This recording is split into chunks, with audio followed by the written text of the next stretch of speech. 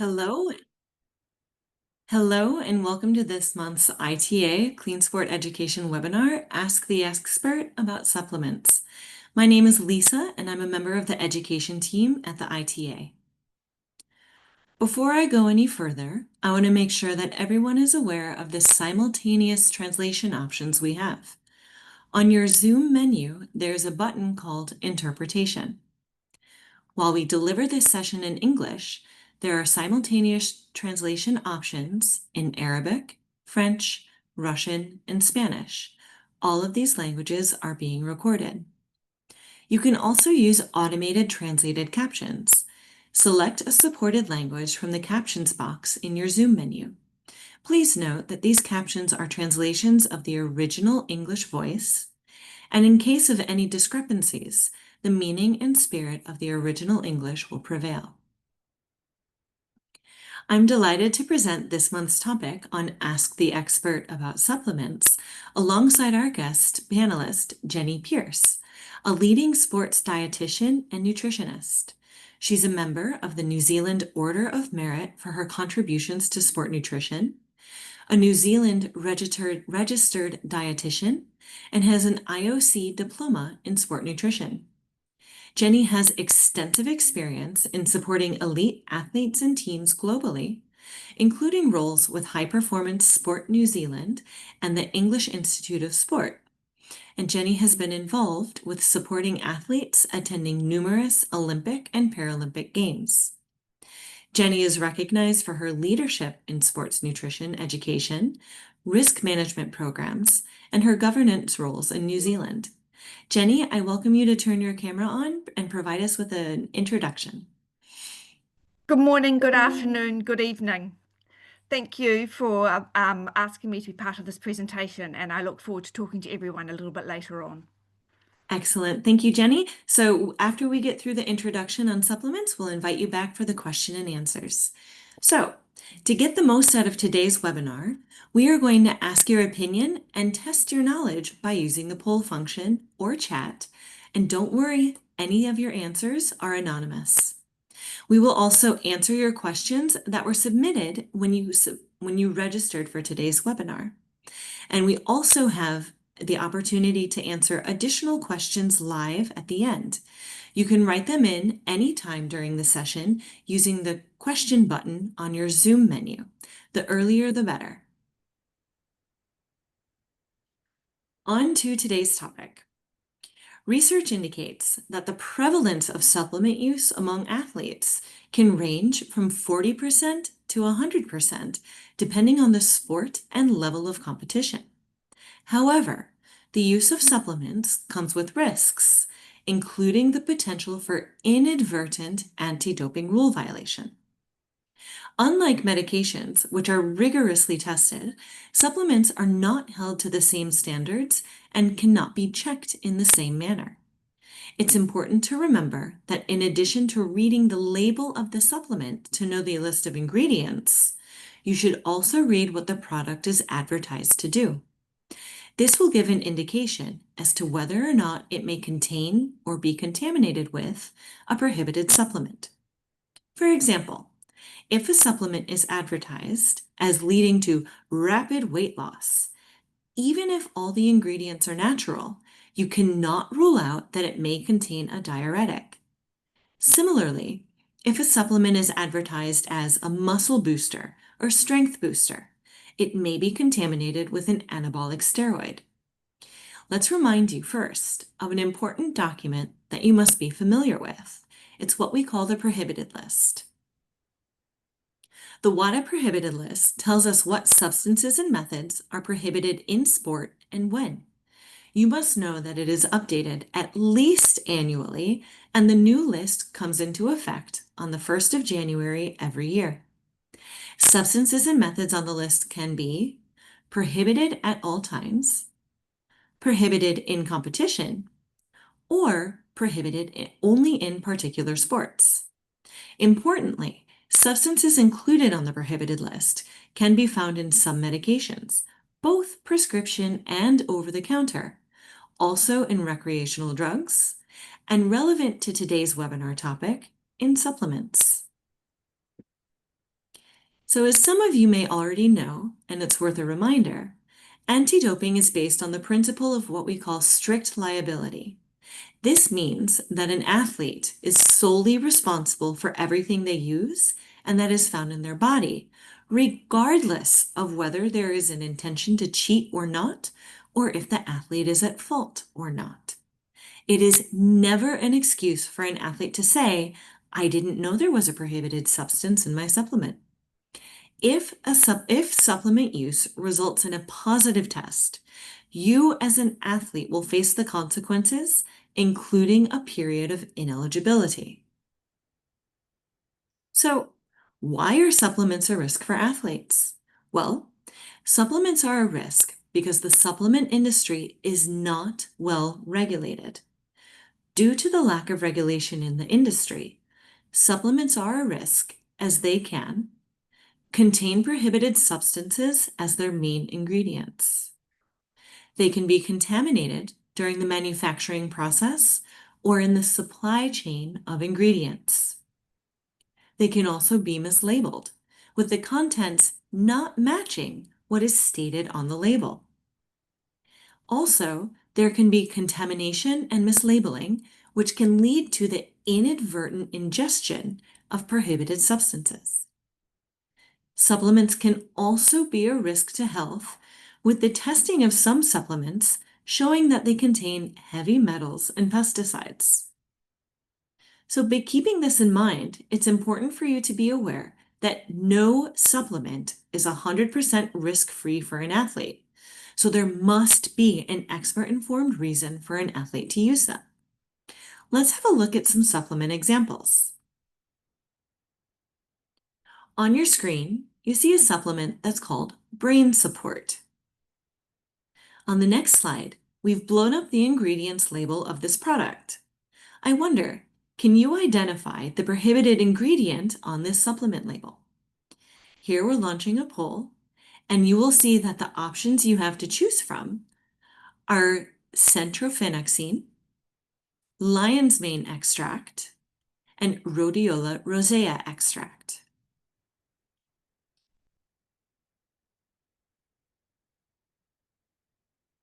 So we'll give you all a couple of seconds to decide what is the prohibited ingredient on the supplement label.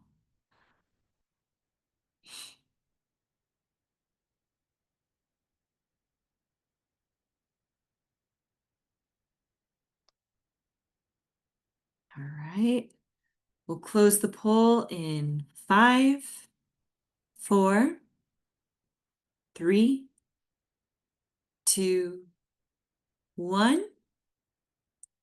All right, so we're going to close the poll, and indeed, a majority of you are correct. The prohibited ingredient on the supplement label is centrofenoxine. So let's learn a little bit more about this. This is also known as meclofenoxate, which is a stimulant which is prohibited during the in-competition period. Anything prohibited in competition must have left an athlete's system by the start of this period. It is not the time that an athlete must stop using the product. If an athlete tests positive for meclofenoxate in an in-competition test, they will face an anti-doping rule violation. This example highlights that supplements cannot be checked in the same way as medications. For example, lion's mane extract and rhodiola rosea extract are not searchable on Global Dro. Even if all ingredients in a supplement can be checked, there is still no guarantee that it's free from prohibited substances due to potential contamination or mislabeling.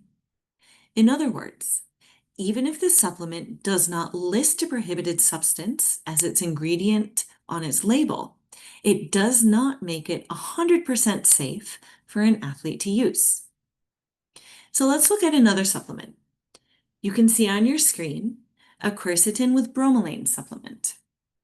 And on the next slide, again, we've blown up the ingredients label. So now we're going to ask you to use the chat function on Zoom and tell us, after you've had a look, What do you think the prohibited ingredient is on this supplement label?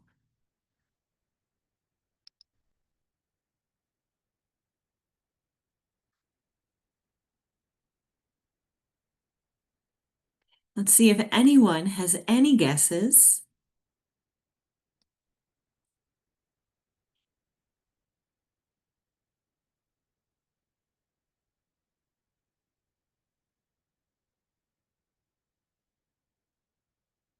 Okay. So far, there are no guesses. Okay, Sonia guesses that nothing is prohibited in the label. Paloma, you guess quercetin. Okay, some people are guessing bromelain. Thanks for the participation. We'll see if we can get one or two more guesses before we move on. Okay, a couple more bromelain, quercetin. All right, well, in fact, let's go to the next slide. So as some of you may have guessed, this one is a bit of a tricky one because indeed, there's nothing on this label that's included on the prohibited list. However, during the investigation of a doping case, this product was tested for substances prohibited in sport, which revealed the presence of ostarine.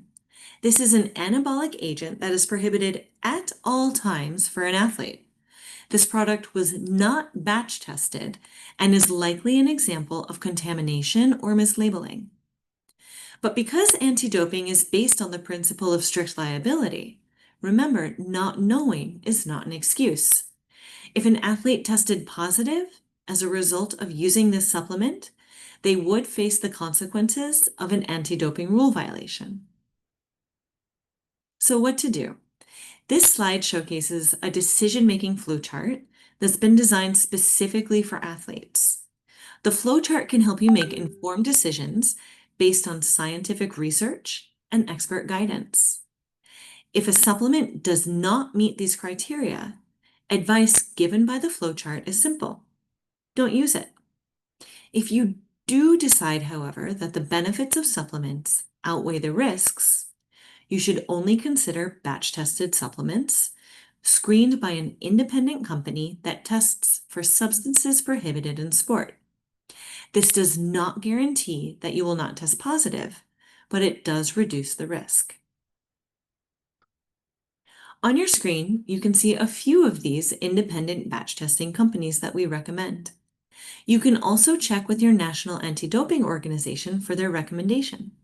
There may be country and language specific information that will best suit your needs. Remember, no supplement is 100% risk-free for an athlete, so there must be an expert-informed reason for an athlete to use them. Now, that wraps up our reminder and our introduction of supplements. So before we get to the questions submitted by you when you registered, we'd like to remind you that the Supplements Part 1 webinar from April is on the ITA YouTube channel. For the remainder of today's webinar, we've prioritized the questions on supplements. It's important to note that we did receive a lot of questions about nutrition, and we can appreciate that nutrition and supplements can be intertwined, but we will not go into the details of nutrition today. You can watch our May 2025 monthly webinar where we covered nutrition, and this is also on our ITA YouTube channel. Now, for the questions we're about to cover, we thank everyone who sent them in. We did receive a lot of questions, so we've grouped them so we can address as many as possible. Again, please remember that no supplement is 100% risk-free, and think of what we said earlier in today's webinar about using batch-tested supplements. So with that, I would like to invite Jeni to join us again. All right, Jeni, we're going to get started with the questions from our participants today. So the first question that we have for you is the question of how should we approach supplements for which there's limited scientific information on the active ingredients? All right, this is a really good question. And my first reaction is be cautious. Many supplements fail to stand the test of time. They come and go, they're in favor, or they only have short-term popularity. Ask if there's any scientific evidence, not just one paper. Do some homework and find expert people that you can trust to check this out with. There's only a few recognized supplements that have stood the test of time, and these are things such as caffeine, creatine, beta-alanine, nitrates, and sodium bicarbonate. And these all have a solid bank of evidence. New, excuse me, new supplements may not have been assessed with different sports, with different individuals, or even work. So if you're tempted to take a supplement, make sure it's a third-party batch tested, and you must know there could be some unknown risks, or even some side effects and adverse reactions. Excellent. Thank you, Jenny, for that one.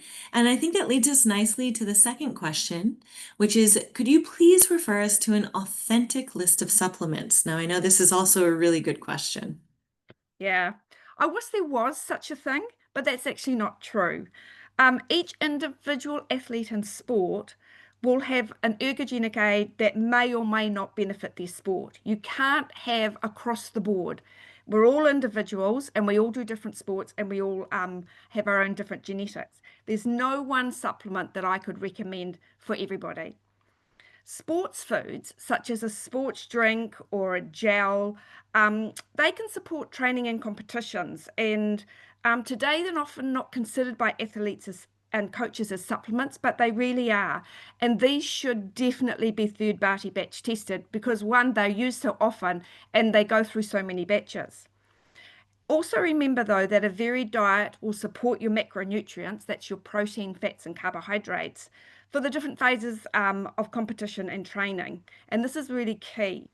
Sports supplements only offer a 1 to 3% improvement in performance, and many people can get much more by just having a really good diet. So you need to think about using any supplements for effective. They've got to be used at the right time and the right dose and actually be well practiced by the athletes. Interesting, there is the AIS supplement site that actually does have different categories of supplements. Those that have strong evidence, emerging evidence, that don't have any evidence, and those are banned. So this might be a good place to go to. And I think we've put that reference in the references at the back at the end of the slide series. Excellent. And thank you for the mention of that reference. That sounds like a really useful site. So as a reminder to everybody, you will receive these slides at the end of today's session, and that will provide you access to the resources as well. So that brings us to our third question. How can I know what a good supplement is? Well, the first thing is don't follow social media. All right, there's a lot of people out there putting out information that is just not based on science, and some of it is actually not true. You need to look at a good evidence-based information and how this can be adjusted for the individual athletes and their sports. And so go to a qualified professional. A sports dietitian, a registered nutritionist, or a specialist medical person is really important. Getting the timing and the dose correct is critical. Caffeine is a really good example here. It's got a lot of research, and over time, the dosing levels have actually gone down quite significantly. Take too much, and there's a real negative effect on health, sleep, and performance. So, again, please do your homework. If it's going to be a benefit to your sport, in your training, or in your competition, because sometimes it can have absolutely have the opposite effect. And there are some good places to go for supplement type, not the brand. And you have to ask yourself, is it worth the risk? And remember again, any supplement you must check third-party testing. Excellent. Thank you so much for elaborating on that, Jenny. And so another high level, I would say relatively general question is, are supplements always necessary? Well, no. Um, you should be thinking about food, good quality food and fluids first to get the right intake of nutrients and fuel. There are some exceptions, however, and this is if you have a deficiency or a food avoidance or an allergy where a particular food group may be excluded and you could run short on nutrients. And some more elite athletes may have higher demands for training, and for some people, it might just be more convenient, such as when traveling. And again, sports drinks are another very good example of this. These are the sports drinks, gels, sports bars, and even protein powders. Make sure these are third-party tested and that you have practiced them before you use them in a competition. Some ergogenic aids may offer a benefit at the very high elite level, but will not benefit or make up for any deficiencies of a very poor diet. And remember to get optimal nutrition and good hydration. Excellent. So what I hear you saying in multiple answers to the question so far is we can get what we need through nutrition, and that should be where we go first, is food first. Okay. Then that moves us to question number 5. And this, I think, is a really interesting question. So, what is the reason why there is no strict regulation of supplements, yet there are strict regulations for medications? Okay. Supplements in most countries fall under a specific set of regulations for that country. And it's different in every country what those rules and regulations are. And actually, I was thinking about this today, and that's why you might see different labels put across the ingredient list and things, and that's to do with the different company regulations. And that's what makes it one of the reasons it's so difficult to test and know supplements really well. Due to the sheer load and volume of supplements, it's very challenging for governments to test all supplements for safety accurately. So they rely on the manufacturers.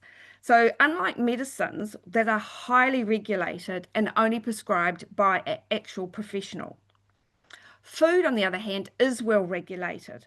And this because if there are any issues like metal in food or the presence of bacteria or the presence of an allergen, for example, it affects the entire population. So that's a good example here would be like ready to drink sports drinks that are made in a food factory. So when you compare that to a sports drink powder, which could be manufactured by a third party site that makes lots of other different supplements where there's a greater risk of contamination, the powder would be at greater risk for that very reason. So, as a consumer, we need to read the labels and know there's no guarantee in any supplement what's on the label and what's actually present. And that was a perfect example that you gave before with the contamination prohibited substance not being in the supplement, because this happens quite often. So the key here is that sometimes the active ingredient may not even be present actually in the product. So it could even, as I said, it could even contain a prohibited substance. And there was a recent issue with creatine gummies. I don't know if people have actually seen this, and that showed that the product, when it was independently tested, showed that some of the brands actually didn't contain any creatine at all. All right. So you've got to trust reputable brands, and there are companies now out there who are actually certifying that the ingredients on the label are actually in the product.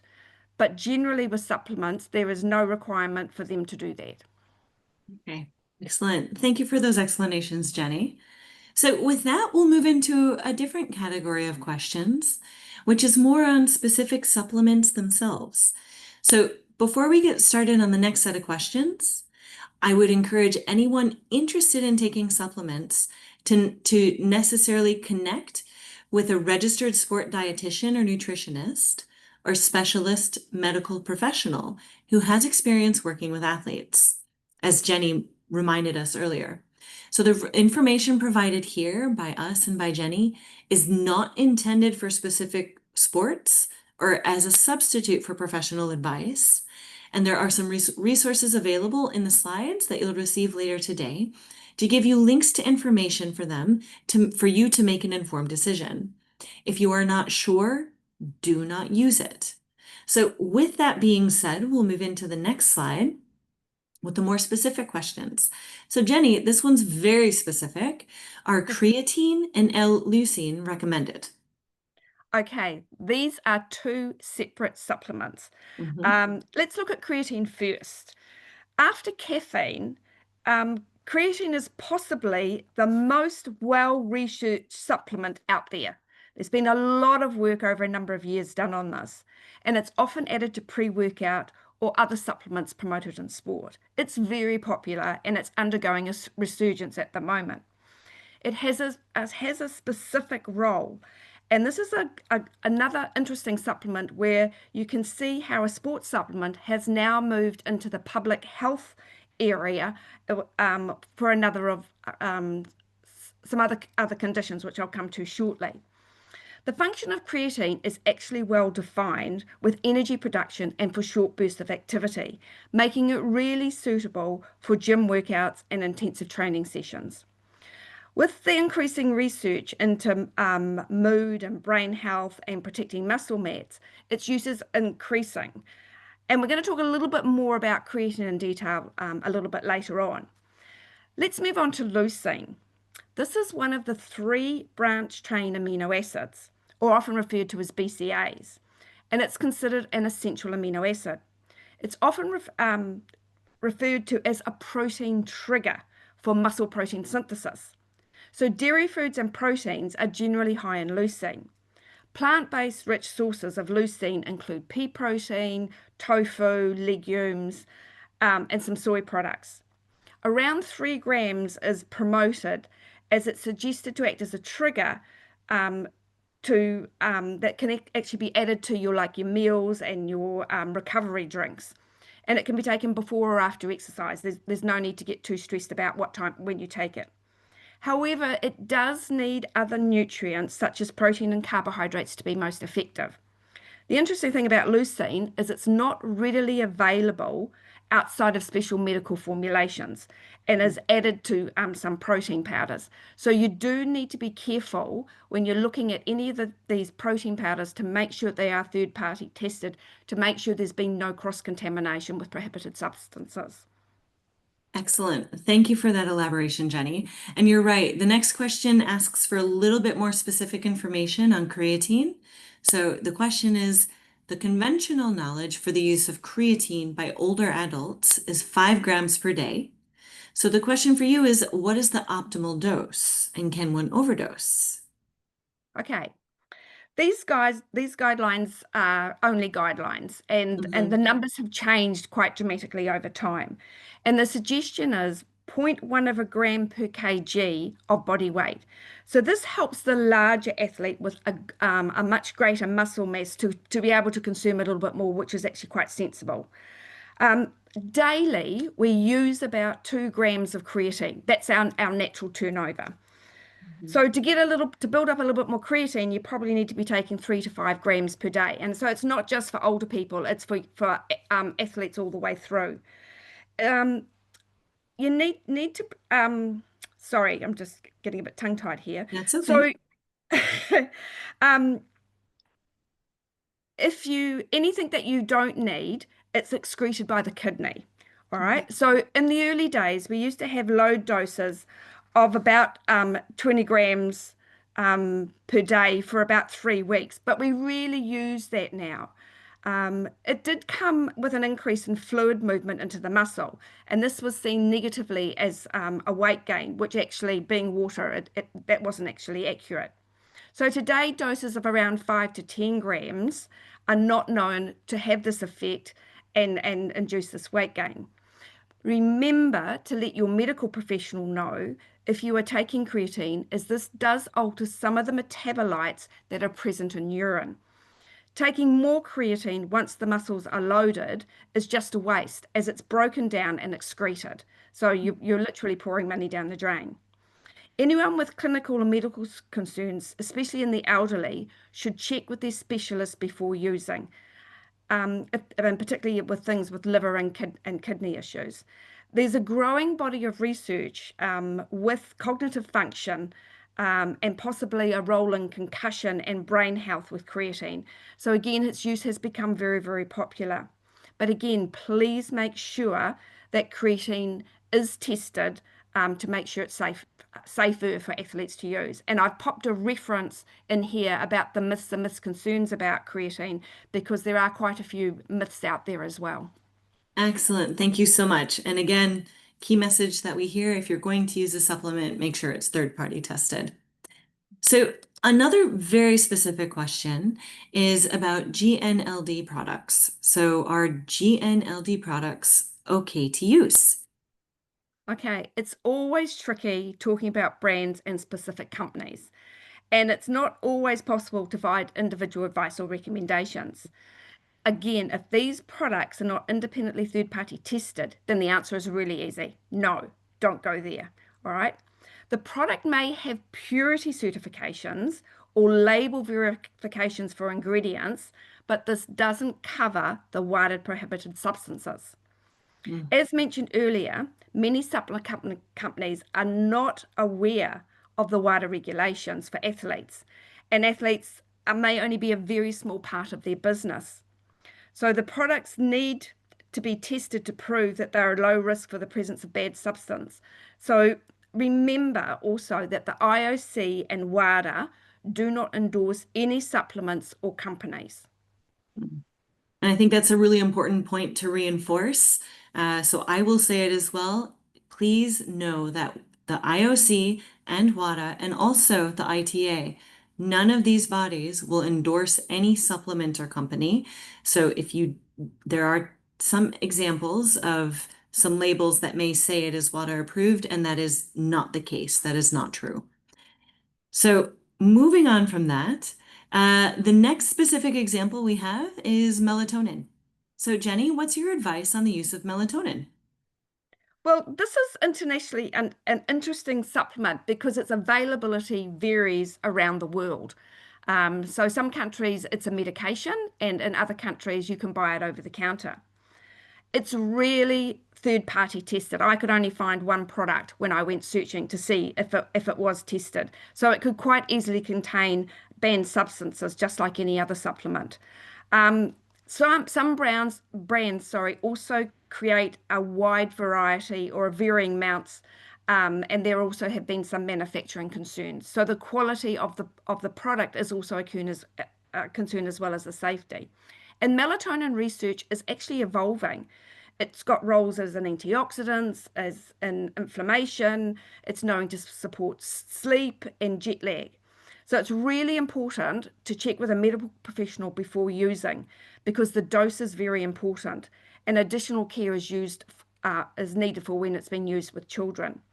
It's really for short-term use only, and there are side effects because it can interact with some medications and can cause some gastrointestinal distress.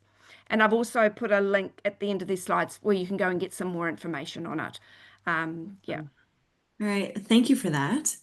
Okay, and then the next one I think is a question that I've seen quite a bit, and it's what is your advice on the use of energy gels? These are becoming so much more popular now across the board. Yeah, I think actually lots of people use energy gels Mhm. now, and we see the use of it in almost every sport before, during, and after. Again, you need to remember that these can even be made from pureed food. Actually, I was just looking at some of those the other day, which was quite fascinating.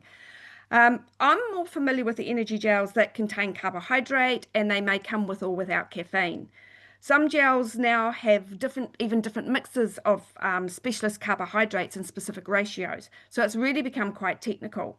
Again, because they're manufactured on a manufacturing site, they should be third party tested because you just have no idea what else is going on in that factory.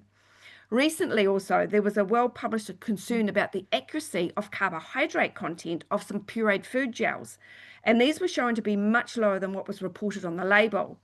And this is important information because athletes rely on this when they're planning their intakes and their needs during events.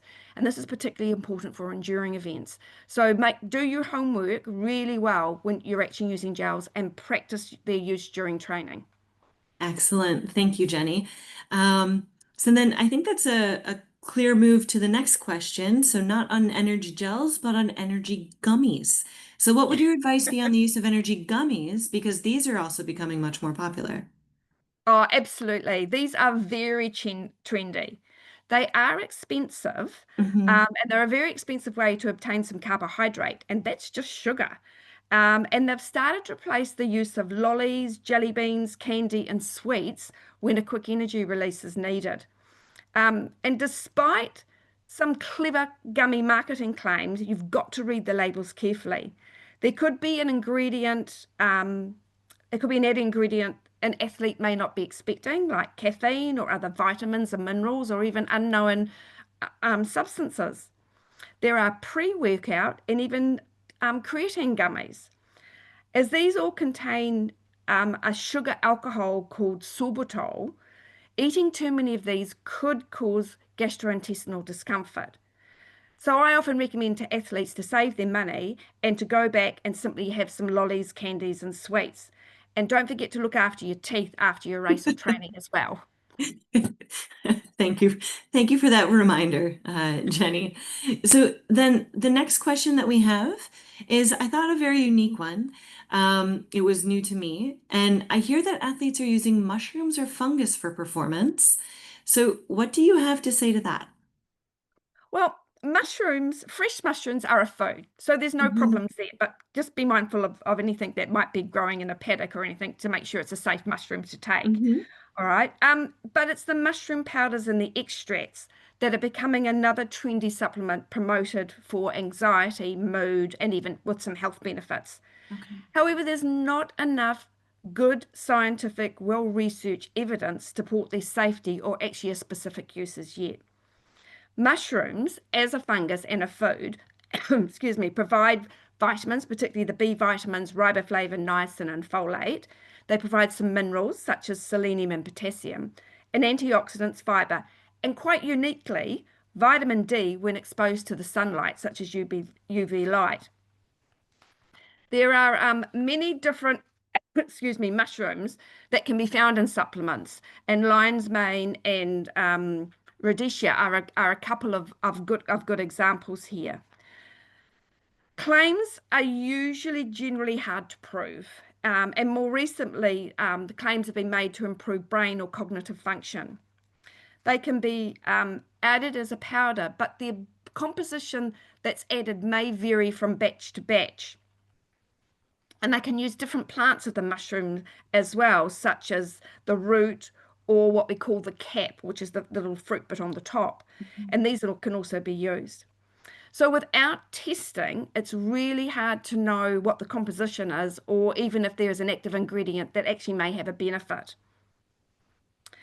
There's insufficient evidence to be clear on safety, effectiveness, and again, there are side effects from some of these powders, such as GI discomfort and nausea, and even restrictions with some medications, particularly anticoagulants. Okay. So remember, also, some mushrooms are poisonous, so please don't make your own, and they may also contain controlled substances.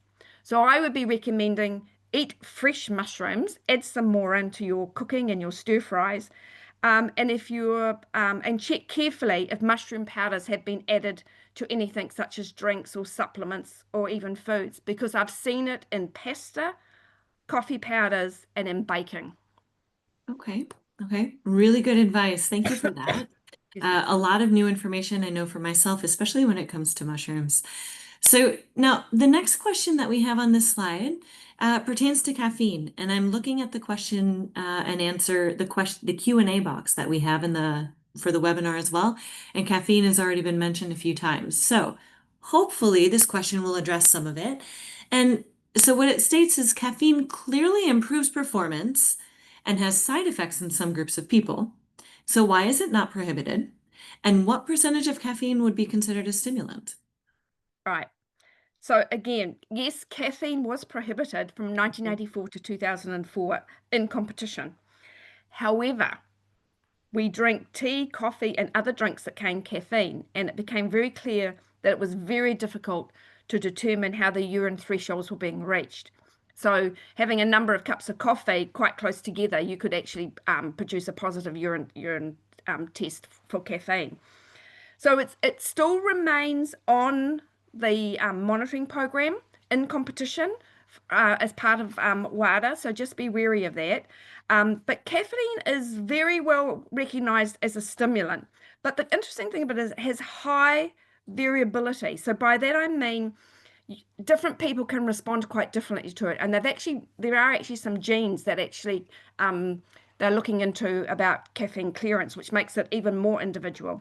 So we all have different individual variability and tolerance. Doses are generally based on body weight, And as I mentioned earlier, the levels have been reduced over time. So we used to use some very high levels and we've gone down to some quite low levels overnight because we know that smaller amounts are more effective. The key with using caffeine, which actually is available in different forms. So most of us think about coffee and drinks, but you can get it in a gel, you can get it in a gum, you can get it in a capsule, you can have it in a tablet, or you can have it in strips. And I hear that there's also even nasal sprays that you can use for caffeine now. It's got to be trialed in training and making sure that the source of caffeine that you're using is third party tested. You cannot get caffeine powder available as a supplement because it's actually can be quite dangerous. Timing of use is actually very, very important for sleep considerations and competitions. And this is one supplement where multiple doses in a day can result in very high levels. And this can actually have real disruptions to sleep and make people overstimulated. So, to answer the last part of the questions, what percentage is a stimulant? That's different for different people. So somebody who regularly has caffeine and coffee and energy drinks and those sorts of things will actually probably need a little bit more and some people actually can't take it at all because they have such a bad reaction to it and it increases their heart rate and makes them over anxious. Excellent. Thank you so much for that thought out answer and for addressing each part of the question as well. So, with that, we're going to move to the third category of questions, which is more specific to different sports. So, the next question that we received from a participant is, what are the best supplements for beginners to use, and how should shooting athletes go about using these supplements? Oh, good questions. Right. So I'm going to split this into two.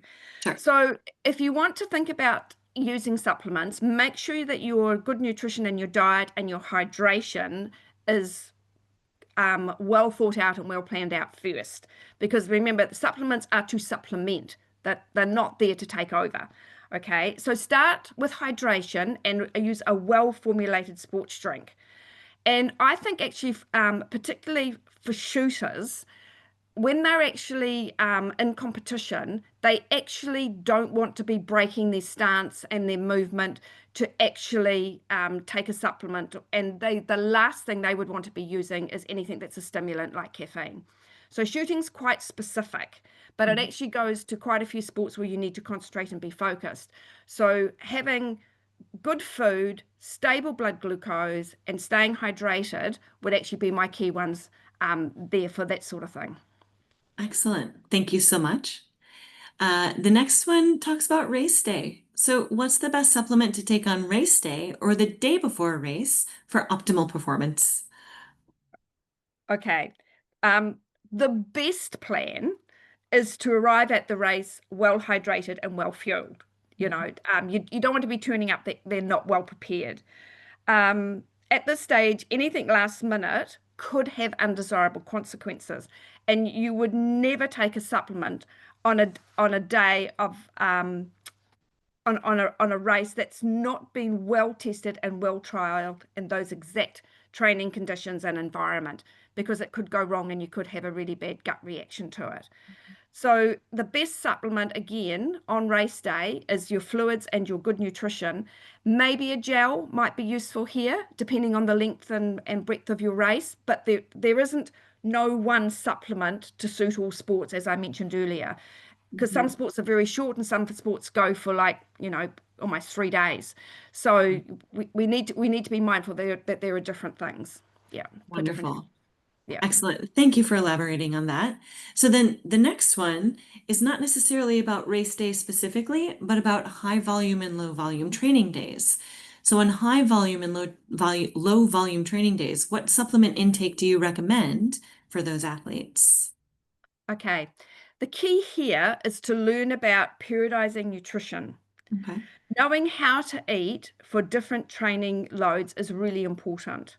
So, what you want to be doing is to be eating more carbohydrate prior to high intensity training sessions and possibly losing a drink with carbohydrate or a gel during these sorts of sessions. Low training days will depend on what's following the next day. So, low training days, you probably wouldn't need anything and you could just eat normally. But Okay. I would say if you're relying on supplements for your training sessions, you need to be having a good look at your diet because you're trying to use it to fix a problem. Okay, excellent. Thank you for that. Then next we have on the next slide, excellent. What supplements do you recommend taking to prevent losing weight and help recovery during an intense sport week, for example, during the World Championships? Okay, this comes down to having a good plan for fueling and taking extra snacks. Maintaining energy intake can be challenging during competitions. And so you can manage this with smoothies and milk drinks at night before or in recovery, extra snacks, and monitoring food intake during the day and using natural breaks in the events and your heats, semis, and finals to actually probably top up and trying to have extra drinks and snacks before bed. And making sure that if you miss a meal during an event because your race or your competition is over that time, that you actually make sure you plan that before and after, so you're not missing your eating occasions. So Mhm. a well thought out plan and taking snacks. And don't leave food choices to chance and what's available at a venue. Remember, these are normally designed for the spectators rather than a high performing athlete. Sure. So, moral of the story for this one is to have snacks and to have what your body is used to training with in order to make sure that you have enough during that time. So, then the next question that we will move to is what are the most important supplements one should take as a vegan freediving athlete? Great. This is a great question, as vegans have a few additional challenges in consuming enough iron and B12. The best way to get this assessed is possibly by a blood test. As creatine levels are often reported to be lower in vegan athletes, this supplement could offer some benefit. Vegan athletes may need to check the energy content of their diet as well, as it's usually much higher in fiber, which reduces their overall energy intake and total volume eaten. But remember, any supplements, you must make sure that they have been third-party tested for athletes to take. Yep. Wonderful. Okay. Now, shifting to endurance in particular in dance sport, what are the three best supplements to use for endurance in dance sport to support the interval training method? Okay, this is really tricky because it does require some quite specific advice. It depends on the athlete, their training age and their training stage, the event, and the time frames. So when we're planning nutrition strategies and any supplements, we take all this into account when we're working it through.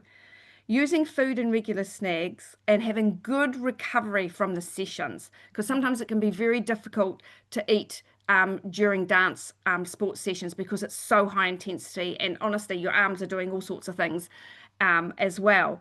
So, well managed hydration strategy is very, very important. And I would encourage perhaps possibly considering the use of sports drinks and gels. They could have quite a role here. But remember, trial and test them before you actually ever use them in a competition.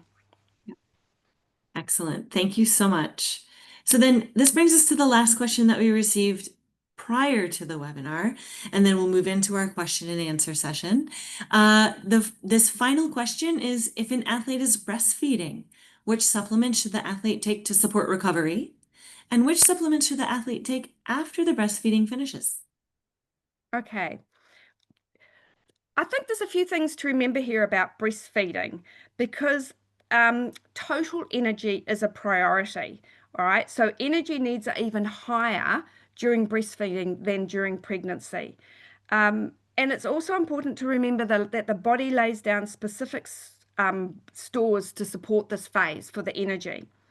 Fluids are probably the priority. And you could choose nutritional fluids like milk and balance this out with snacks like or yogurt and sandwich and berries while breastfeeding. Unlike pregnancy, there's no specific nutrients other than more of everything that require probably an added focus and making sure people get sufficient levels of all nutrients with a little bit more focus perhaps on calcium and iron. What is interesting, creatine research has shown that it's safe for nursing mothers to consume should they wish to, um, during pregnancy, during breastfeeding, and even afterwards. So I think the key thing here is to make sure any supplement recommendations would need to be specific to the athlete, to their sports requirements, and their progressive return to training and competition over their time frames. And getting support and advice from an experienced dietitian and medical professionals would be important at this in this case. Excellent. Thank you for that, Jenny. So that brings us to the end of the questions that we received from participants for today's webinar. For those who are joining us today, don't forget that we have the April webinar from 2025, which was supplements part 1, and the May webinar from 2025, which covers nutrition. So like we said earlier, there is a relation between nutrition and supplements. So those are both, all of our webinars are available on our ITA YouTube channel. So by all means, go and check those out. So let's look at the questions that we've received in the question and answer box. So we'll do our best to get to as many questions as we can. But before we do that, I would like to leave you with one case study. So let's say an athlete that you admire suggests that you try a couple of new brand of chocolate and coconut energy balls. You check the label, there's no third-party testing logo on the packet, and it's on a special deal in the supermarket. You read the ingredient list, and the balls are a mixture made from pureed dates, peanut butter, cocoa, honey, and a proprietary protein blend. So, Jenny, should this athlete take them? Wow. The challenge here is in the last ingredient. You will have no idea what a blend is made from and what the ingredients are. It could be safe or it may not.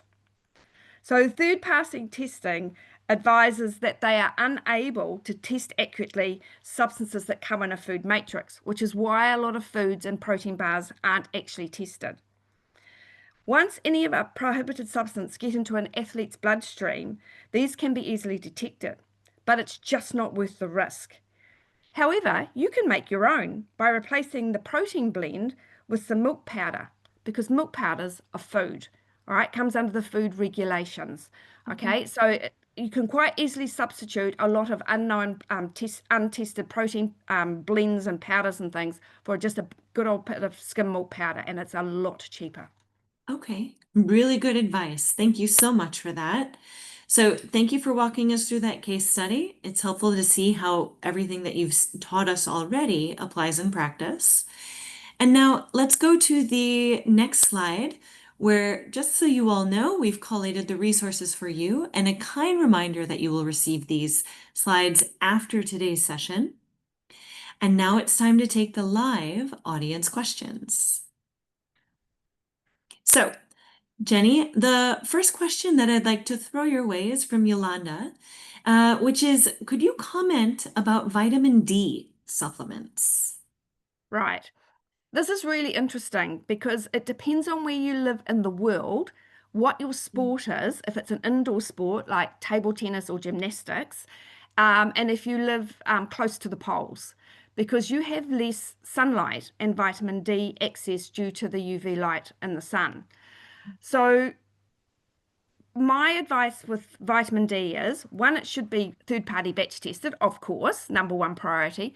Two, go to your doctor and ask for a blood test. Now, these are not readily available. You don't want to be taking supplements that you don't need.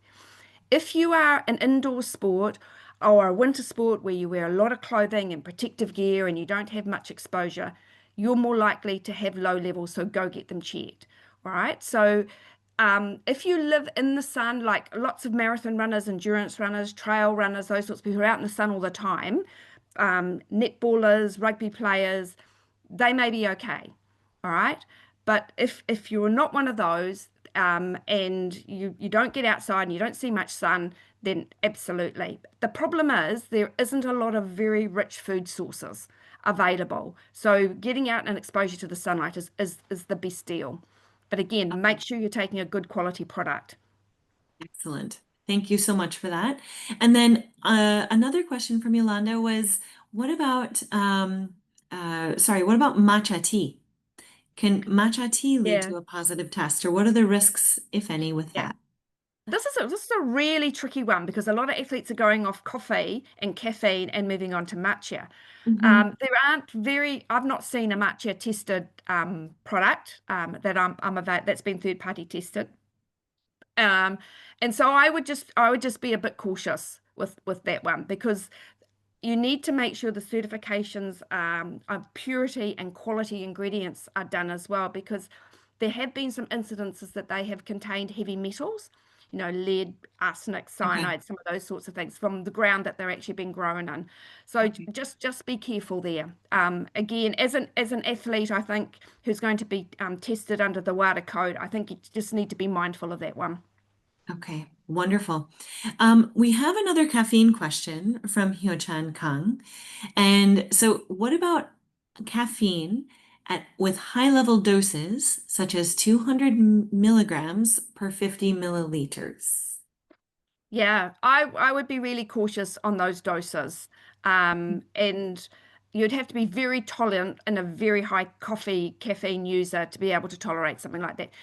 I just want to remind people that if you get excessive caffeine, it can give you the jitters and it can elevate your heart rate and have some really negative side effects. And I've seen athletes break um, the start and actually be disqualified because they've actually been so overstimulated that they've reacted and have been disqualified from competition. So I think use of caffeine requires some practice and some really serious consideration.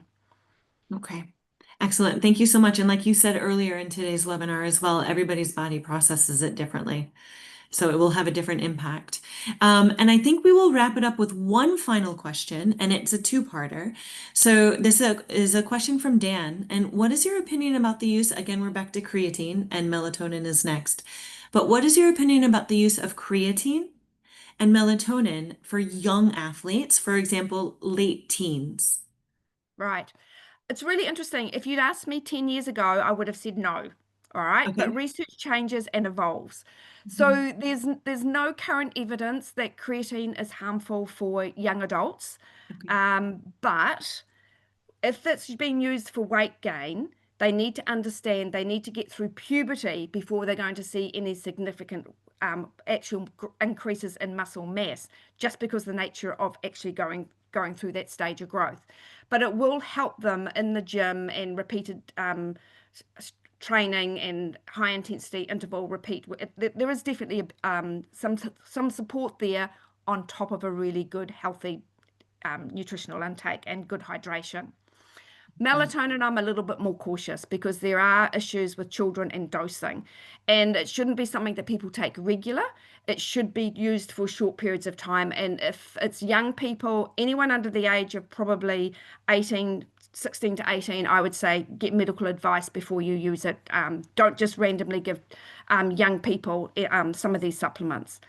Melatonin is more like a hormone, like vitamin D. So we Okay. need to be mindful on how we use and treat some of these compounds. Okay, excellent. Thank you so much for that, Jenny.